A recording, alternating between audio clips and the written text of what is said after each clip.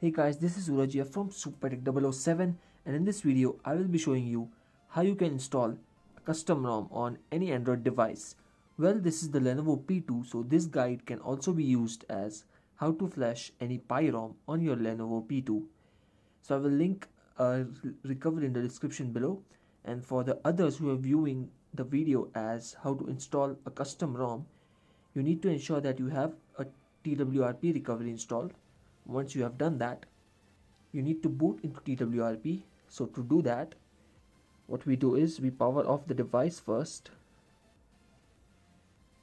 So once it powers down, now each and every device has different combination of buttons, but most of the devices have this combination to enter into recovery, which is the press the power button and both the volume rockers at the same time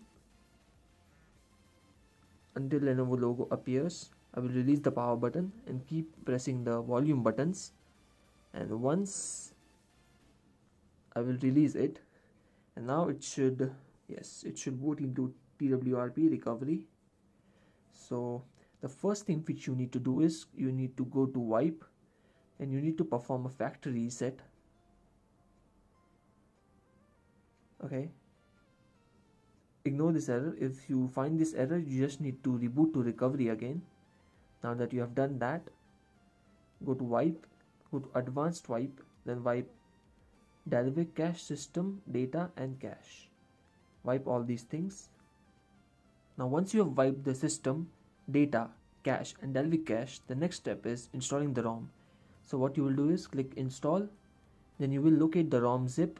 So in this case I will flash the arrow zip, then I will select add more zips, and I will flash the gapps file.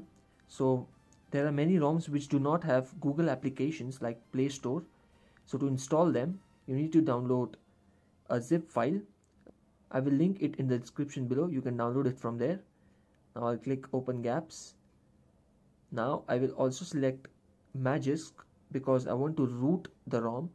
So I will select Magisk and then I will swipe to confirm flash. So this will take a little time. As you can see, the script has started running. It will install the ROM, and once this gets installed, I will be back. So as you can see, everything has been installed now. The only thing left is you click reboot and select system. So this will now reboot into your ROM. So that's it in this video. If you like this video, hit the like button, share this video with your friends and family, and subscribe to my YouTube channel because more such videos, tips and tricks like this are going to come in the near future. Until next time, this is Suraj signing off. You guys have a great day. Bye now.